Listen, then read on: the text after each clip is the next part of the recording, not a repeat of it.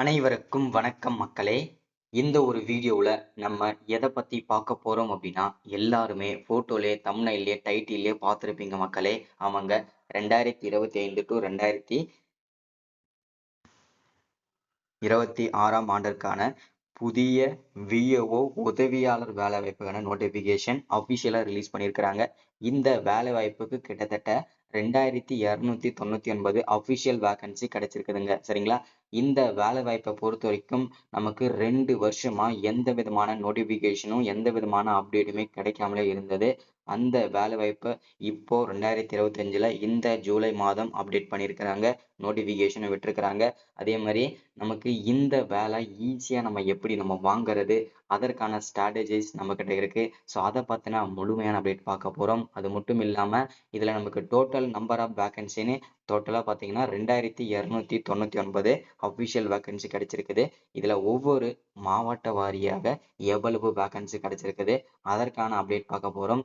நம்ம எந்த மாவட்டத்தை சூஸ் பண்ணி விண்ணப்பிக்கணும், எந்த மாவட்டத்தை சூஸ் பண்ணால் ஈஸியாக வேலை கிடைக்கும் அதற்கான அப்டேட் பார்க்க போகிறோம். அதை தொடர்ந்து இந்த வேலை வாய்ப்புக்கு சம்பளம் பர் மந்த்துக்கு சேலரி எவ்வளவு கிடைக்கும், ஸோ போக போக இன்க்ரிமெண்ட் சேலரி கிடைக்கும், கவர்மெண்ட்டோட அலவன்சஸ் எல்லாம் என்னென்ன கிடைக்க போகுது, ஸோ அதற்கான முழுமையான அப்டேட்லாம் நம்ம பார்த்து தெரிஞ்சுக்க போகிறோம். அதை தொடர்ந்து ஸோ இதற்கு பார்த்தீங்கன்னாக்கா அப்ளை பண்ணுறதுக்கு ஸ்டார்டிங் டேட் ஓகேங்களா, ஸ்டார்ட்டில் அது அப்ளை பண்ணுறதுக்கு எப்போ ஸ்டார்டிங் டேட் இருக்குது, ஸோ க்ளோசிங் எப்போ பண்ணுவாங்க, ஸோ இதற்கான அப்டேட் நம்ம பார்க்க போகிறோம். அடுத்ததா வயது வரம்பு.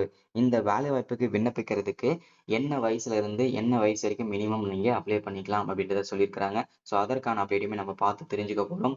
ஸோ அடுத்ததான் யார் யாருக்கு இந்த விஏஓ வேலை வாய்ப்பில் முன்னுரிமை கொடுக்க போகிறாங்க, ஸோ இதில் எம்ப்ளாய்மெண்ட் ஆஃபீஸில் பதிவு பண்ணவங்களுக்கு முன்னுரிமை கொடுப்பாங்களா, இல்லை யார் யாருக்கு முன்னுரிமை கொடுப்பாங்க, ஸோ அதற்கான முழுமையான அப்டேட்லாம் இந்த ஒரு வீடியோவில் நம்ம பார்த்து தெரிஞ்சுக்க போகிறோம். அடுத்ததான் அப்ளை பண்ணுறதுக்கு என்னென்ன டாக்குமெண்ட் ஓகேங்களா, என்னென்ன டாக்குமெண்ட்டில் நமக்கு தேவைப்படும் விண்ணப்பிக்கிறதுக்கு, ஸோ என்னென்ன சர்டிஃபிகேட் நம்ம அட்டாச் பண்ணால் ஈஸியாக கிடைக்கும், எல்லா ஸ்ட்ராட்டஜிஸுமே நான் எக்ஸ்பிளைன் பண்ண போகிறேன். ஸோ இது எல்லாமே நம்ம பார்த்து தெரிஞ்சுக்கிறதுக்கு முன்னாடி நமது கவர்மெண்ட் ஜாப் டெய்லி அப்டேட் சேனலுக்கு இப்போதான் நீங்கள் ஃபர்ஸ்ட் டைமாக முதல் முறையாக நமது சேனலை பார்க்குறீங்க, நம்ம வீடியோவை பார்க்குறீங்க அப்படின்னா மறக்காமல் சப்ஸ்கிரைப் பண்ணிவிட்டு பக்கத்தில் இருக்கிற பெல் பட்டனை கிளிக் பண்ணி ஆளுன்ற ஆப்ஷனில் போட்டு வச்சுக்கோங்க. அப்போ தான் நம்ம போடக்கூடிய அரசு துறையிலிருந்து வரக்கூடிய எல்லா விதமான கவர்மெண்ட்டோட ஜாப்ஸ் அப்டேட்ஸ் நோட்டிஃபிகேஷன் இது எல்லாமே நீங்கள் உடனுக்குடனே நமது சேனலில் ஈஸியாகவே துல்லியமாகவே தெரிஞ்சுக்க முடியும். சரிங்களா?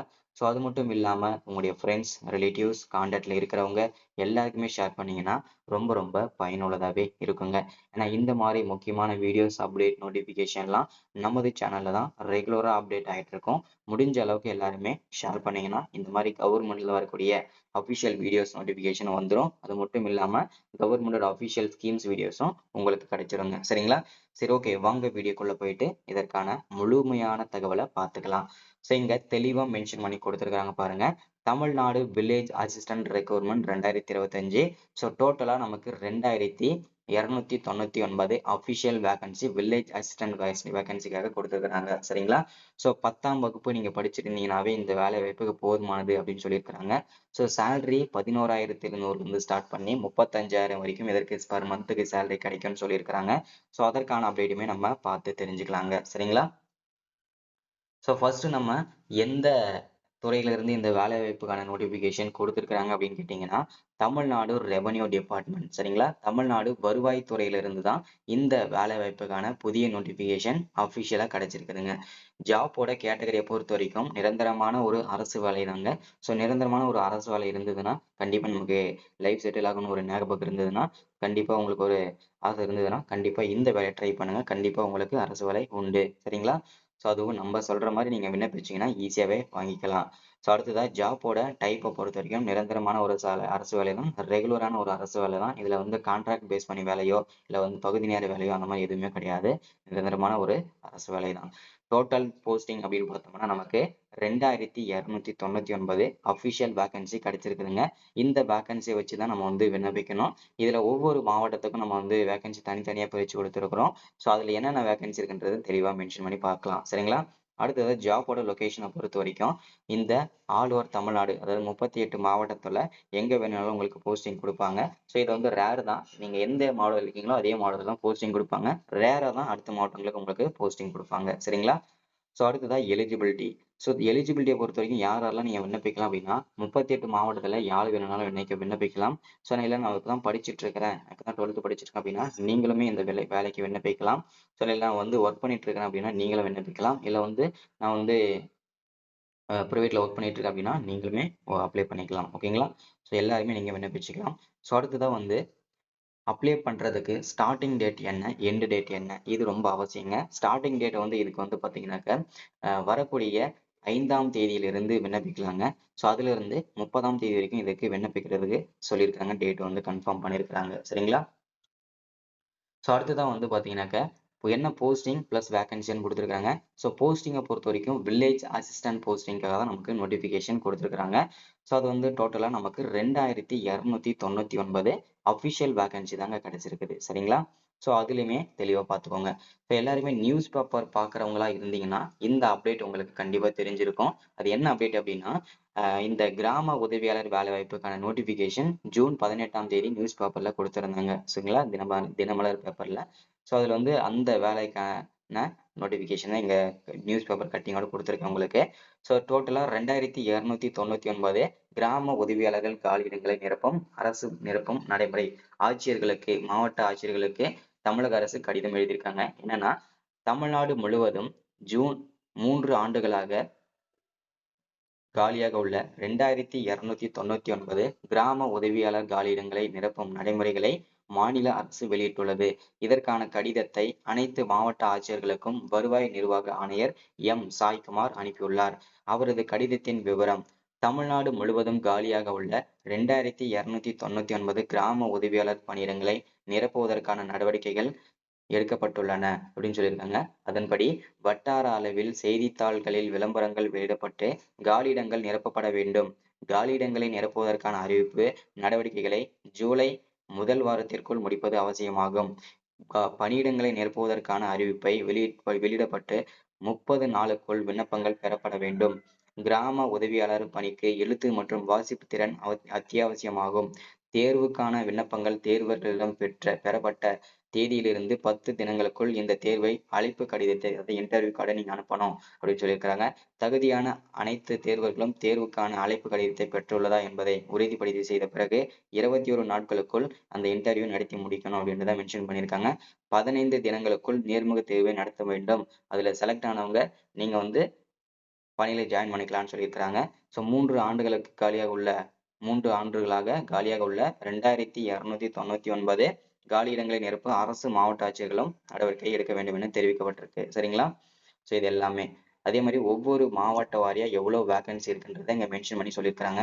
அரியலூர் 21, சென்னை 20, செங்கல்பட்டு 41, கோயம்புத்தூர் 61, கடலூர் 66, திண்டுக்கல் 29, தருமபுரி 39, ஈரோடு 141, காஞ்சிபுரம் 109, கள்ளக்குறிச்சி, கன்னியாகுமரி நமக்கு வந்து பாத்தீங்கன்னா 00 வேகன்சி தான்.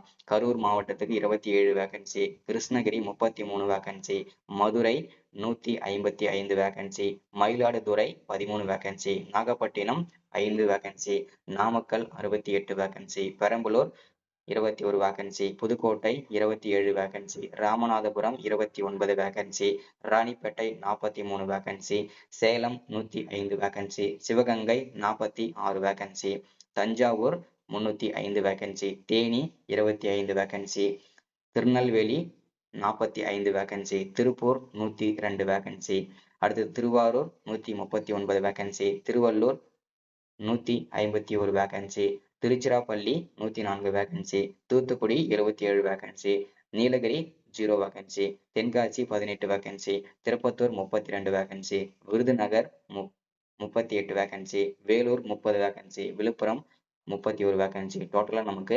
2299 அபிஷியல் வேகன்சி கிடைச்சிருக்குதுங்க. சரிங்களா? அடுத்ததா எஜுகேஷனல் குவாலிஃபிகேஷன். இந்த எஜுகேஷனல் குவாலிஃபிகேஷனை பொறுத்த வரைக்கும் பார்த்தீங்கன்னா மினிமம் நீங்க 10ஆம் வகுப்பு படிச்சு பாஸ் பண்ணியிருக்கணுங்க.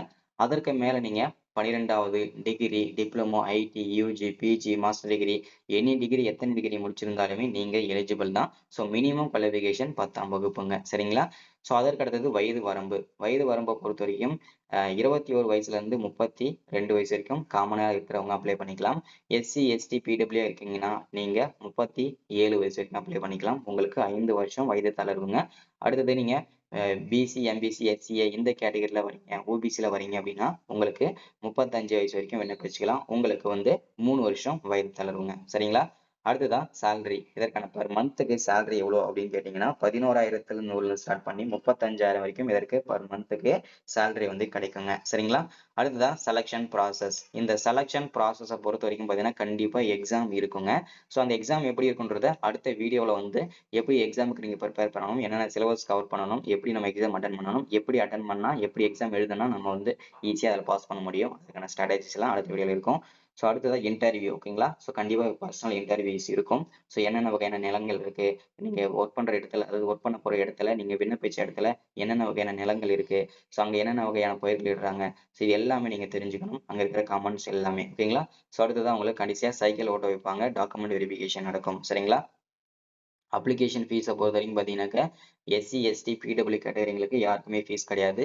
எஸ்சி, எஸ்டி, பிடபிள்யூ அவங்க எல்லாரும் மீதி இருக்கிறவங்களுக்கு பிசி, எம்பிசி அவங்களுக்குலாம் ஃபீஸ் வந்து ரூ. 100 இருக்குங்க அப்ளை பண்ற ஃபீஸ். அடுத்தது அப்ளை பண்றது ஸ்டார்டிங் டேட் வந்து 5ஆம் தேதியிலிருந்து 30ஆம் தேதி வரைக்கும் கொடுத்துருக்காங்க. சரிங்களா? ஸோ இன்னைக்கான வீடியோவில் அப்டேட் இதுதான். ஸோ இந்த வீடியோ எல்லாருக்கும் பிடிச்சிருக்கும்னு நினைக்கிறேன். மறக்காம ஷேர் பண்ணுங்க. எல்லாருமே 5ஆம் தேதியிலிருந்து விண்ணப்பிச்சுக்கலாம். அப்ளை பண்ற வீடியோஸ் கண்டிப்பா வரும். வெயிட் பண்ணுங்க. தேங்க்யூ.